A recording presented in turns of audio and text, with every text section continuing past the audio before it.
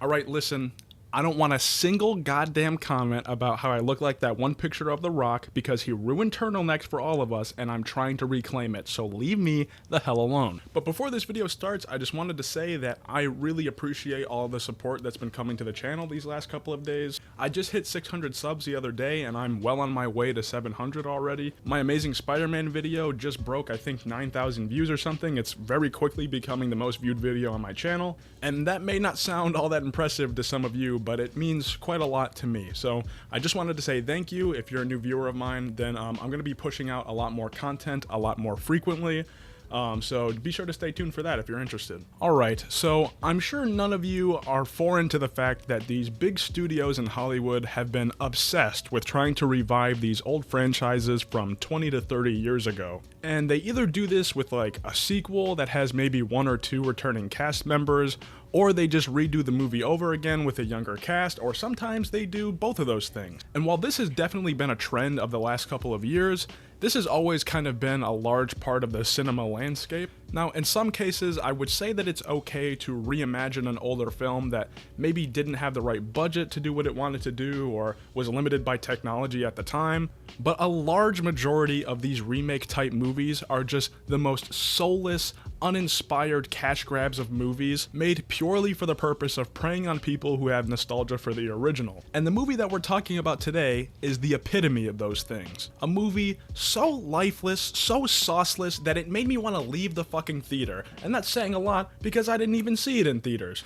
That's right, this movie made me want to go outside and do something productive with my life. Isn't that crazy? You read the title. We're talking about The Crow 2024, which is a remake of The Crow 1994 that was based on the graphic novel created by James O'Barr. Right off the bat, I have a complaint about the name of the film. I hate any reboot, remake, reimagining, whatever the fuck that decides to make the name the same thing as the first thing in the franchise. So from now on, you have to put the fucking year whenever you need to find it on Google. I'm looking at you, Doom 2016, and Halloween 2018 for that matter. Or what about Ghostbusters 2016? Oh, sorry, that one's actually Ghostbusters Answer the Call, because that's not a clunky title at all. Anyways, before we actually talk about how horrific The Crow 2024 is, I really want to highlight what makes the 1994 Crow so special, because everything that this movie excels at is what this movie does terribly, terribly wrong. Essentially, the story begins with the murder of rock musician Eric Draven and the rape and murder of his wife Shelley on the night before their wedding by a gang of dudes led by this guy named T-Bird. Exactly 1 year after this murder, Eric is resurrected by this mysterious and powerful force that is represented as a crow,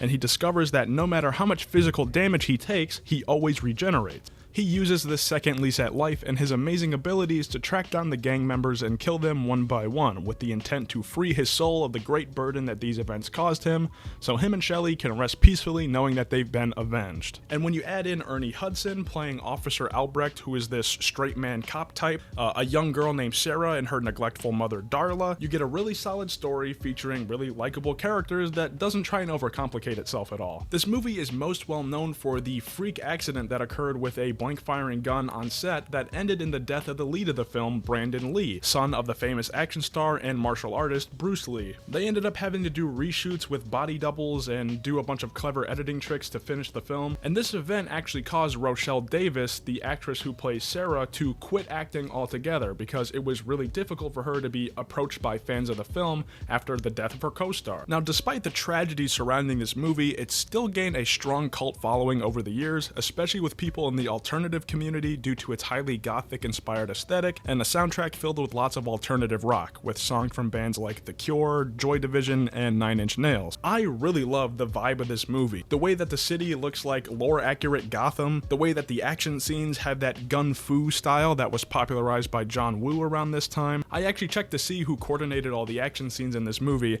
and it turns out that it was Jeff Imada, who also did work on stuff like the first Blade movie, Rambo Part 2, and Point Break. So yeah, solid action, solid story, solid characters.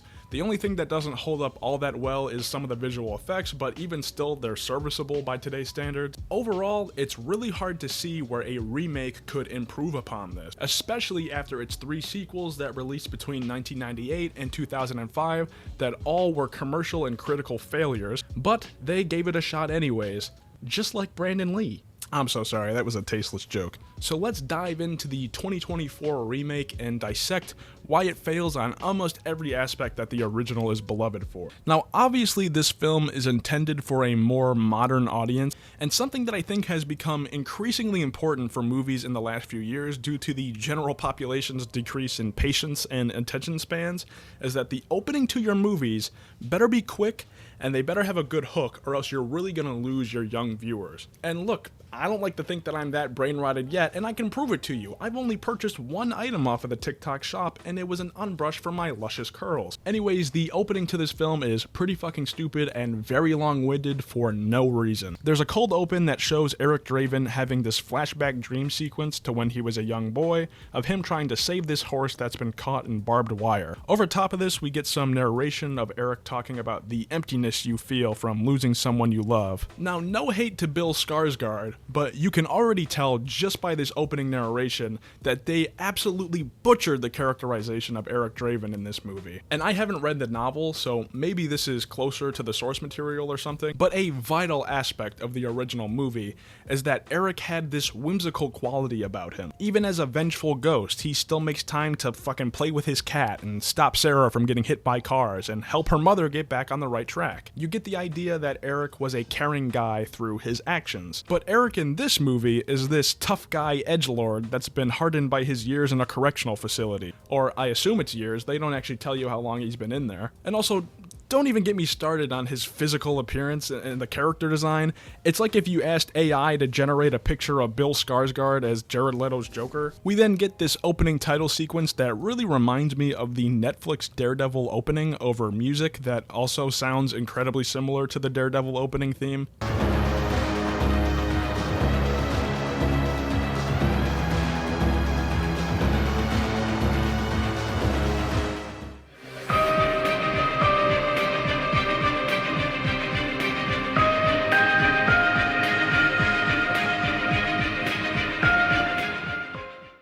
I don't know, maybe it's just me. We're then introduced to Shelly and her friend named Sadie, who are talking on the phone about this super important video evidence of something. All we get to see of it at this point is them hanging out with this one guy. But apparently this video is a really big deal because there's secret spies coming after the both of them. Shelly purposefully gets herself arrested for drug possession so the spy dude can't get her, but Sadie isn't as fortunate, getting captured and killed by Evil Woman. Yeah, I don't know like almost any of these side characters' names because they're really unimportant and not very interesting. So Shelly gets put in the same facility as Eric that apparently allows males and female inmates in the same living quarters, which is where we see their meet cute. Ah, isn't this so romantic? You can probably tell by the bland color palette and cinematography that this doesn't even come close to holding a candle to the original's unique style. Literally nothing stylistic is going on here. It's the most generic cookie-cutter look that is just about as visually impressive as a Netflix original, which is to say, not visually impressive at all. So after they talk maybe once or twice, the evil lady from the beginning comes to try and visit Shelly in the facility, so her and Eric decide to escape together with the song Disorder by Joy Division playing. And I do like that they chose this song, but at the same time it feels like they just kind of googled what music was in the first movie and saw, oh, they have a song from Joy Division, maybe we should just add a different song from Joy Division in this movie. This has also been another trend with movies nowadays, just putting licensed music over literally any scene of literally anything. Listen, Hollywood executives, come here, come closer. People aren't gonna like your movie more just because you put music that people like in the movie. I'm sorry, it's just not gonna happen. But whatever, they escape, and from this point to like the 35-minute mark, we get a bunch of scenes of Eric and Shelly getting to know each other more, and by that I mean it's mostly just them making out and having sex with each other. Now, I almost like the idea of fleshing out Eric and Shelly's relationship a little bit, because her death is the crux of the story, and it's important to establish a strong emotional connection with the tragedy of her death, because it's literally the entire reason that Eric gets brought back to life in the first place. The original movie gets away with this by showing short interactions between Eric and Shelly at different points throughout the film, and this works great here because you can show these small snippets from their relationship, and it keeps it just vague enough for you to fill in the blanks yourself. You get the vibe that they really meshed well together and that they actually had some kind of promising future that was cut short, and that's why it's tragic. And if you fail at this aspect, the audience isn't gonna give a shit, because when you show that what Eric is fighting for isn't worth fighting for, why would we care? In this movie, they are already madly in love after just meeting like a day or two ago and having sex a couple of times. They've spent barely 48 hours together and are already having conversations like, have you ever loved anyone else before? Like, maybe we're moving just a little bit quickly here. The description of this movie describes them as soulmates, but they have absolutely no believable chemistry at all. This is mostly because the actress who plays Shelley is not a fucking actress, and that's not even me trying to insult her. She's genuinely just not an actress. She's a British singer and songwriter that was cast in this movie for God knows what reason. She's the most one-note, blank slate of a character I've ever seen. She has no defining characteristics or traits at all. And you might be thinking, well, the same thing can be said about Shelley from the original movie, but okay, she has 10 times the amount of screen time in this movie, so I'm expecting at least something. But no, she gets diluted into this damsel in distress archetype, so Eric has a fucking Discord kitten to fight for. Now, another thing this movie changed from the original is that the crow itself and the powers that it gives Eric are kind of shrouded in mystery. They don't show where it comes from, how it decides to bring people back to life. The only thing that we really learn about it is that the only way to hurt Eric is to hurt the crow. Fucking.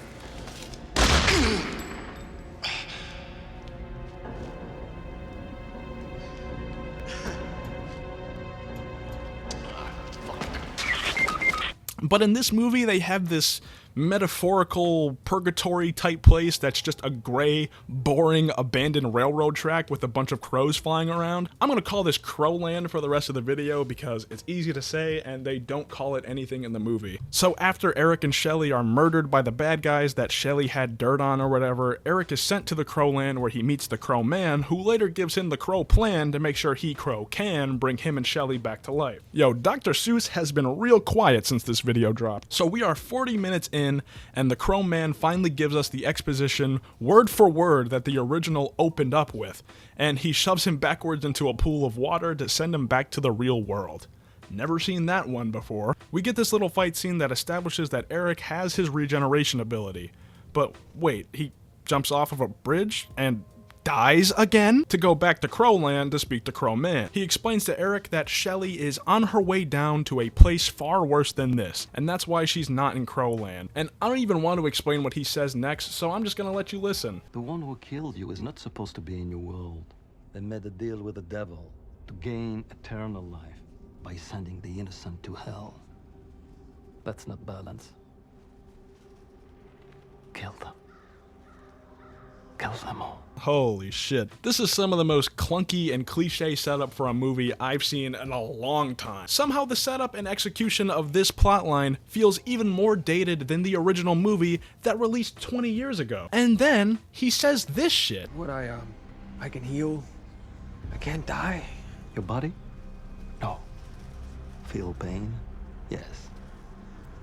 If your love remains pure, you cannot die. Oh my goodness.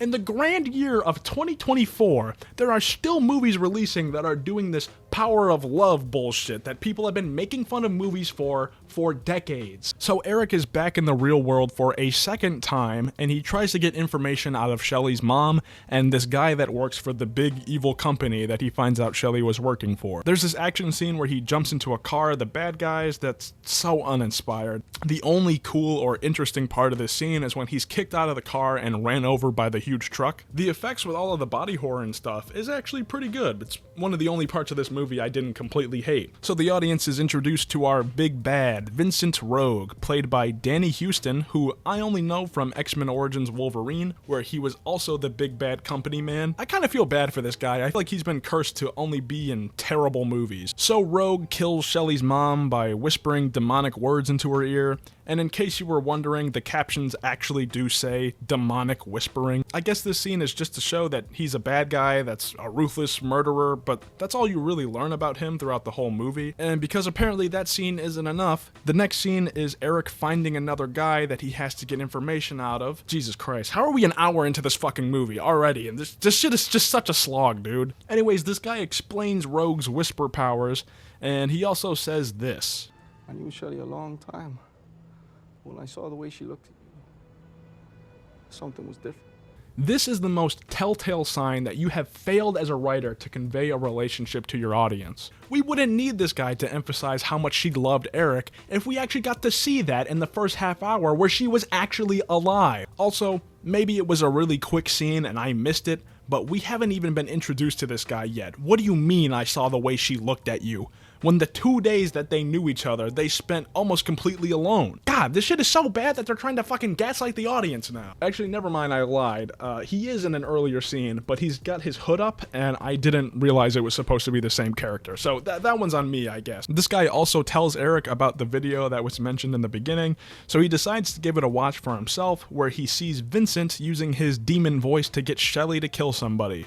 For what reason? That is literally never explained. So Eric is freaking out and he goes and visits his friend who gave him all his tattoos or whatever. We actually did see this guy earlier, but he has less than 3 overall sentences of dialogue, so you feel absolutely nothing when the bad guys fucking cap him in the skull. Eric is shot in the chest with a shotgun, but he suddenly isn't healing, so he dies for a 3rd time. When he gets sent back to Crowland, the Crow Man tells him that he died because he doubted his love for Shelley after seeing that video. And instead of just sending him back to the real world like he's already done twice with seemingly no issues, he's like, alright dude, go fuck yourself, I can't help you. And Eric is like, I'll give you my life for hers. And the Crow Man agrees. Now this part was really confusing to me, because I knew that they were going to find a way to give him the same makeup as the original, you know, the whole white face and the black eyes or whatever.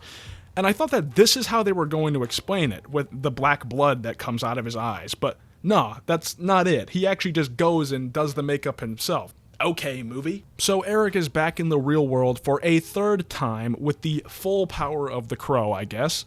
He kills all the bad guys, and for the 2nd time in this movie, he takes one of the bad guys' phones that's conveniently unlocked and tells him exactly where he needs to go. So he puts on his duster that he tried on at the beginning and makes his way to this opera performance. Something that really hasn't aged well about either of these movies is that the whole white boy in trench coat with guns isn't exactly a good look anymore due to the increase in certain events in the United States. It's not giving badass action hero as much as it's giving don't come to school tomorrow. This is like the only kind of interesting action scene in the movie, by the way, and they decided to have it intercut with shots of this opera. And normally when a good movie or show does this, it's because there's some kind of parallel between these two events that are happening. But here, it is motivated by literally nothing besides to just split up this otherwise pretty run-of-the-mill action scene. Some of the kills are a little creative, like him stabbing a guy in the eye with a sword that somebody else stabbed through him, and some other stuff that I probably can't show if I don't want YouTube to remove or age restrict this video.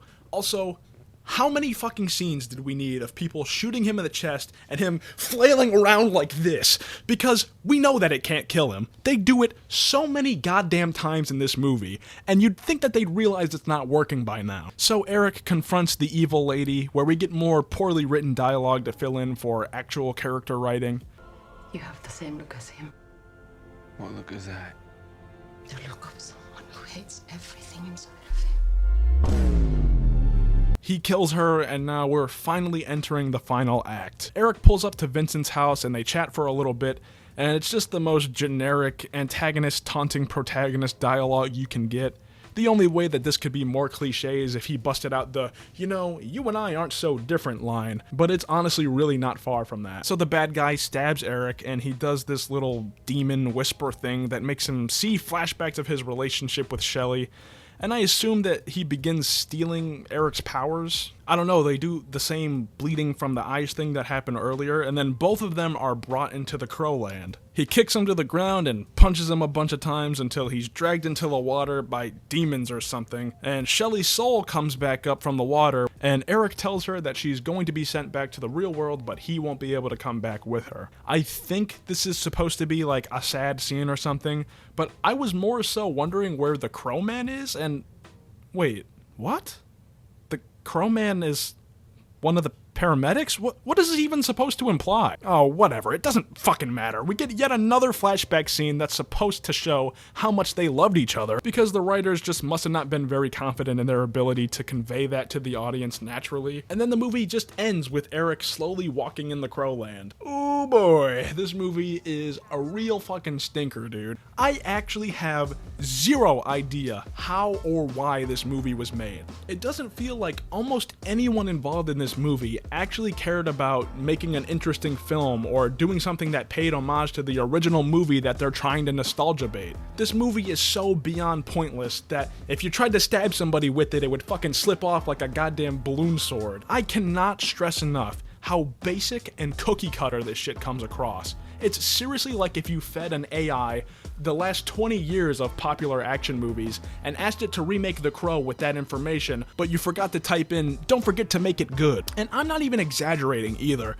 This is the most soulless garbage schlock to be released in theaters since the fucking Point Break remake, or any of the remakes that any moderately popular horror franchise got in the 2000s. And unlike most of those movies, this isn't even like a funny type of bad, or a so bad that it's actually good.